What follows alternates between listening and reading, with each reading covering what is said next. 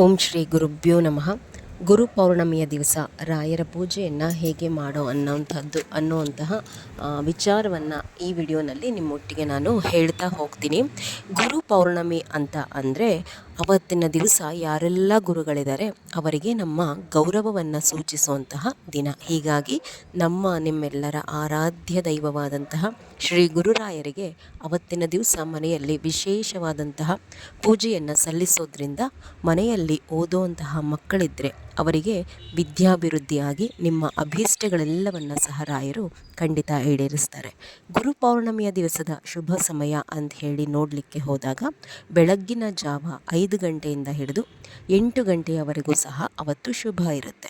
ರಾಯರ ಪೂಜೆ ಅಂತ ಹೇಳಿ ಬಂದಾಗ ನಿಮ್ಮ ಕೊನೆಯ ಮಹಾಮಂಗಳಾರತಿ 8 ಗಂಟೆ ಒಳಗಡೆ ಮುಗಿದೋಗ್ಬೇಕು. ಅದು ಯಾವ ಗುರುವಾರವೇ ಆಗಲಿ 10 ಗಂಟೆ 12 ಗಂಟೆವರೆಗೂ ಎಲ್ಲ ರಾಯರ ಪೂಜೆಯನ್ನು ಮಾಡಿದ್ರೆ ಖಂಡಿತ ಅದು ನಿಮಗೆ ಸಲ್ಲೋದಿಲ್ಲ ಅವರ ಪೂಜೆಯ ಪುಣ್ಯಫಲ. ಇನ್ನು ಪೂಜೆಯ ವಿಚಾರ ಅಂತ ಹೇಳಿ ಬಂದಾಗ ದೇವ್ರ ಮನೆಯೆಲ್ಲ ಕ್ಲೀನ್ ಮಾಡ್ಕೊಳ್ಳಿ. ಅವತ್ತಿನ ದಿವಸ ರಾಯರ ಫೋಟೋವನ್ನು ಒರೆಸ್ಕೊಳ್ಳುವಂತಹದ್ದು. ರಾಯರ ಫೋಟೋವನ್ನು ಒರೆಸಿ ಅವರ ಫೋಟೋಗೆ ಅವತ್ತಿನ ದಿವಸ 6 ಬೊಟ್ಟುಗಳನ್ನು ಮಾತ್ರ ಗಂಧನಾದರೂ ಹಚ್ಚಬಹುದು, ಇಲ್ಲ ರಾಯರಿಗೆ ಗೋಪಿ ಚಂದನವನ್ನಾದರೂ ಸಹ ಹಚ್ಚಬಹುದು. ಗೋಪಿ ಚಂದನ ಅಂದರೆ ಗಂಧಿಗೆ ಅಂಗಡಿನಲ್ಲಿ ಕೇಳಿದ್ರೆ ಕೊಡ್ತಾರೆ. ರಾಯರಿಗೆ ಅತ್ಯಂತ ಶ್ರೇಷ್ಠ ಅದು. ಅದನ್ನು ಗಂಧ ತೇಯುವಂತಹ ಕಲ್ಲಿನ ಮೇಲೆ ತೆಗೆದುಬಿಟ್ಟು ರಾಯರಿಗೆ ಸಮರ್ಪಣೆ ಮಾಡಿ ಮುತ್ತೈದೆಯರು ನೀವು ಸಹ ಧಾರಣೆ ಮಾಡಿ ಬಹಳ ಒಳ್ಳೆಯದು. ಯಾವ ರೀತಿ ಹಚ್ಚುವಂತಹದ್ದು ಗಂಧವನ್ನು ಅಂದರೆ 6 ಬೊಟ್ಟುಗಳನ್ನು ಮಾತ್ರ ನಾವು ಹಚ್ಚಬೇಕು. ಮೊದಲು ರಾಯರ ಹಣೆಯ ಮಧ್ಯಭಾಗ, ನಂತರ ರಾಯರ ಕಣ್ಣುಗಳ ಅಕ್ಕಪಕ್ಕ, ರಾಯರ ವಕ್ಷಸ್ಥಲ, ಇದಾದ ಮೇಲೆ ರಾಯರ 2 ಬಾಹುಗಳಿಗೂ ಸಹ ಹಚ್ಚುವಂತಹದ್ದು. ಒಟ್ಟು 6 ಆದಾಗ ಇದನ್ನು ದ್ವಿಗುಣ ಮಾಡ್ಕೋತಾರಂತೆ ರಾಯರು. ಅಂದರೆ ರಾಯರನ್ನು 12 ನಾಮ ಧಾರಣೆ ಮಾಡುವಂಥವ್ರು ಅಂಥೇಳಿ ಹೇಳ್ತಾರೆ. ಇದನ್ನೇ ನಾವು 12 ನಾಮ ಧಾರಣೆ ಮಾಡುವಂಥದ್ದು ಅಂತ ಹೇಳುವಂತಹದ್ದು. ಇದಾದ ಮೇಲೆ ರಾಯರಿಗೆ ತಪ್ಪದೆ ತುಳಸಿಯನ್ನು ಏರಿಸಿ, ಗಂಧ ಎಲ್ಲ ಹಚ್ಚಿದ್ದಾದಮೇಲೆ ತುಳಸಿಯನ್ನು ಏರಿಸಿಬಿಟ್ಟು ಅವತ್ತಿನ ದಿವಸ ಅವರಿಗೆ ನೋಡಿ, ಇದು ಅತ್ಯಂತ ಪ್ರಿಯವಾದಂತಹ ಹೂವುಗಳು ದುಂಡು ಮಲ್ಲಿಗೆ, ಪಾರಿಜಾತ ಮತ್ತು ಕನಕಾಂಬ್ರ, ಈ 3 ಹೂವುಗಳನ್ನು ರಾಯರಿಗೆ ಅವತ್ತು ಬಳಸ್ಕೊಳ್ಳಿ. ಈ ಪಾರಿಜಾತ ಸಿಗಲಿಲ್ಲ ಅಂತಂದರೂ ಅಟ್ಲೀಸ್ಟ್ ದುಂಡು ಮಲ್ಲಿಗೆ ಮತ್ತು ಕನಕಾಂಬ್ರ ನಿಮಗೆ ಸಿಕ್ಕೇ ಸಿಗುತ್ತೆ. ಅವತ್ತಿನ ದಿವಸ 3 ಬಗೆಯ ಹೂಗಳಿಂದ ರಾಯರಿಗೆ ಅಲಂಕಾರ ಮಾಡಬೇಕು. ಅಂದರೆ ತುಳಸಿಯನ್ನು ಬಿಟ್ಟು 3 ರೀತಿಯ ಹೂಗಳನ್ನು ರಾಯರಿಗೆ ಏರಿಸಿ, ಆದಷ್ಟು ದಾಸವಾಳವನ್ನು ರಾಯರಿಗೆ ಖಂಡಿತ ಬಳಸಬೇಡಿ. ಯತಿಗಳಿಗೆ ದಾಸವಾಳ ನಿಷೇಧ, ಕಣಗ್ಲೆ ಹೂವು ಸಹ ಬೇಡ. ರಾಯರಿಗೆ ಇಷ್ಟೆಲ್ಲ ನೀವು ಅಲಂಕಾರವನ್ನು ಮಾಡ್ಕೊಂಡ್ಮೇಲೆ ತುಳಸಿ ಪೂಜೆಯನ್ನು ಮಾಡುವಂಥದ್ದು. ಅಂದರೆ ದೇವ್ರ ಮನೆಯಲ್ಲಿ ಎಲ್ಲವನ್ನು ಸಿದ್ಧ ಮಾಡಿಟ್ಕೊಂಡು ಬಿಟ್ಕೊಳ್ಳಿ. ಹೊರಗಡೆ ತುಳಸಿ ಗಿಡಕ್ಕೆ ಮಡಿ ನೀರು, ಅರಿಶಿಣ, ಕುಂಕುಮ, ಅಕ್ಷತೆ, ಗೆಜ್ಜೆ ವಸ್ತ್ರವನ್ನು ಏರಿಸಿ ಅವತ್ತಿನ ದಿವಸ ಗುರುವಾರ ಅಂತಂದರೆ ತುಳಸಿಯ ಪೂಜೆಗೆ ಬಹಳ ಶುಭ.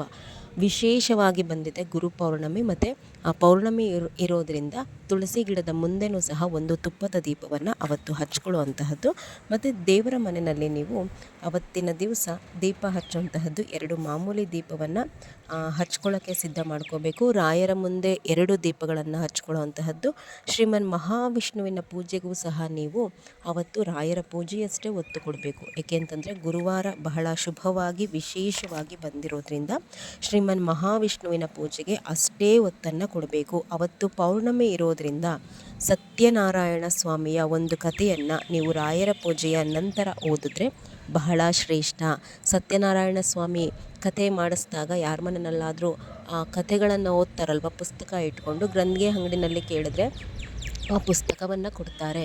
ಪೌರ್ಣಮಿಯ ದಿವಸ ಸತ್ಯನಾರಾಯಣ ಸ್ವಾಮಿಯ ಪೂಜೆಯನ್ನು ಮಾಡುವಂತಹದ್ದು ಎಲ್ಲ ಕಡೆ ದೇವಸ್ಥಾನಗಳಲ್ಲಿ ಬಹಳ ವಿಶೇಷ ಅದು.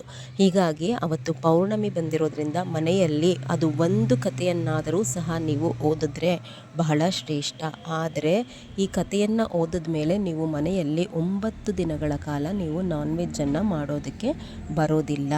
ಇದಾದ ಮೇಲೆ ದೇವರ ಮನೆಯಲ್ಲಿ ದೀಪ ಹಚ್ಕೊಳ್ಳಿ. ರಾಯರ ಮುಂದೆ ಇರುವಂತಹ ದೀಪವನ್ನು ಹಚ್ಕೊಂಡು ಶ್ರೀಮನ್ ಮಹಾವಿಷ್ಣುವಿನ ಮುಂದೆ ಒಂದು ಮಣ್ಣಿನ ದೀಪವನ್ನು ಇಟ್ಕೊಂಡು ಅದನ್ನೂ ಸಹ ತುಪ್ಪದಲ್ಲಿ ಹಚ್ಕೊಳ್ಳಿ. ಹಚ್ಕೊಂಡು ಊದ್ಗಡ್ಡಿಯಲ್ಲಿ ಧೂಪವನ್ನು ತೋರಿಸ್ಬಿಟ್ಟು ರಾಯರ ಮುಂದೆ 5 ಮಣ್ಣಿನ ದೀಪದ ಆರಾಧನೆಯನ್ನು ಮಾಡಿ 5 ಮಣ್ಣಿನ ಹೊಸ ದೀಪಗಳನ್ನು ತಗೊಂಬಂದು ಸ್ವಲ್ಪ ತುಪ್ಪ ಹಾಕಿ ಎರಡೆರಡು ಹೂಬತ್ತಿಯನ್ನು ಹಾಕಿ ಒಂದು ತಟ್ಟೆಯಲ್ಲಿ ಇಟ್ಟು ಫಸ್ಟ್ ತಟ್ಟೆಗೆ ಅಕ್ಷತೆ ಅರಿಶಿನ ಕುಂಕುಮ ಹೂವನ್ನು ಇಟ್ಟು ಎಲ್ಲ ದೀಪಗಳಿಗೂ ಅರಿಶಿನ ಕುಂಕುಮ ಇಟ್ಟು ಹೂವನ್ನು ಇಟ್ಟು ಹಚ್ಚೋದಕ್ಕಿಂತ ಮುಂಚೆ ರಾಯರ ಹತ್ರ ನಿಮ್ಮ ಕಷ್ಟ ಎಲ್ಲ ಹೇಳಿಕೊಂಡು ಆ ಕಷ್ಟ ಪರಿಹಾರ ಆಗಲಿ ಅಂತ ಹೇಳಿ ಈ ದೀಪವನ್ನು ಹಚ್ಚುವಂತಹದ್ದು. ಈ ದೀಪವನ್ನು ರಾಯರ ಮುಂದೆ ಹಚ್ಚೋದ್ರಿಂದನೇ ನಮ್ಮ ಎಷ್ಟೋ ಕಷ್ಟ ಕಳೆಯುತ್ತೆ. ಬಹಳ ಶಕ್ತಿಶಾಲಿಯಾದಂತಹ ದೀಪಗಳಿವು. ಈ ದೀಪಗಳನ್ನು ಹಚ್ಕೋತೀರ. ಹಚ್ಚಿದ್ದಾದಮೇಲೆ ವಿಷ್ಣು ಸಹಸ್ರನಾಮವನ್ನು ತಪ್ಪದೆ ಪೂರ್ತಿಯಾಗಿ ಓದಿ. ಅವತ್ತಿನ ದಿವಸ ವಿಶೇಷವಾಗಿದೆ. ಇದಾದಮೇಲೆ ರಾಯರ ಅಷ್ಟೋತ್ರ ಹೇಳ್ಕೊಳ್ಳಿ. ರಾಯರ ಗಾಯತ್ರಿ ಮಂತ್ರವನ್ನು ಒಂದು 21 ಸಾರ್ತಿ ಆದರೂ ಸಹ ಹೇಳ್ಕೊಳ್ಳಿ. ಮತ್ತು ಅಕ್ಷರ ಮಾಲಿಕಾ ಸ್ತೋತ್ರವನ್ನು ಪಾರಾಯಣ ಮಾಡಿ. ಅಕ್ಷರ ಮಾಲಿಕಾ ಸ್ತೋತ್ರ ಸಂಪೂರ್ಣವಾಗಿ ಬರದೇ ಇದ್ದರೆ ಇಷ್ಟಪ್ರದಾನೇನ ಕಷ್ಟಪ್ರಹಾಣೇನ ಶಿಷ್ಟಸ್ತುತ ಶ್ರೀಪದಾಂಬುಜಮೋ ಅಂಥೇಳಿ ಅದರಲ್ಲಿ ಒಂದು ಶ್ಲೋಕ ಇದೆ. ಅದನ್ನು ಒಂದು 21 ಸಾರ್ತಿ ಪಾರಾಯಣ ಮಾಡಿದ್ರೂ ಸಹ ಸಾಕಾಗತ್ತೆ. ರಾಯರಿಗೆ ನಿಷ್ಠೆಯಿಂದ ಈ ಸ್ತೋತ್ರಗಳನ್ನೆಲ್ಲ ಹೇಳ್ಕೊಂಡಾದ್ಮೇಲೆ 2 ತುಪ್ಪದ ಬತ್ತಿಯಿಂದ ಆರತಿ ಮಾಡಿ. ಇದಾದಮೇಲೆ ಹಣ್ಣುಗಳ ವಿಚಾರದಲ್ಲಿ ಬಂದಾಗ ರಾಯರಿಗೆ ಬಾಳೆಹಣ್ಣನ್ನು ನಾವು ಇಡೋ ಹಾಗಿಲ್ಲ. ತೆಂಗಿನಕಾಯಿಯನ್ನು ಸಹ ಒಂದಷ್ಟು ದಿನಗಳ ಕಾಲ ಒಡೆಯೋ ಹಾಗಿಲ್ಲ. ರಾಯರಿಗೆ ಮಾವಿನ ಹಣ್ಣುಗಳನ್ನು ಸಮರ್ಪಣೆ ಮಾಡಬಹುದು. ನೈವೇದ್ಯಕ್ಕೆ ಮಾವಿನ ಹಣ್ಣಿನ ಸೀಕರಣೆ ಬಹಳ ಶ್ರೇಷ್ಠ ರಾಯರಿಗೆ. ಅಂದರೆ ಆ ಮಾವಿನ ಹಣ್ಣಿನ ತಿರುಳನ್ನೆಲ್ಲ ತೆಗೆದುಬಿಟ್ಟು ಅದಕ್ಕೆ ಸ್ವಲ್ಪ ಬೆಲ್ಲ ಮತ್ತು ಏಲಕ್ಕಿಯನ್ನು ಸೇರಿಸಿ ರಾಯರಿಗೆ ನೈವೇದ್ಯವನ್ನು ಸಮರ್ಪಣೆ ಮಾಡಿ. ಹಯಗ್ರೀವವನ್ನು ಸಹ ಇಡಬಹುದು. ಶಾವಿಗೆ ಪಾಯಸವನ್ನು ಸಹ ಇಡಬಹುದು. ಹೆಸರುಬೇಳೆ ಪಾಯಸ ಇಡೋ ಆಗಿಲ್ಲ.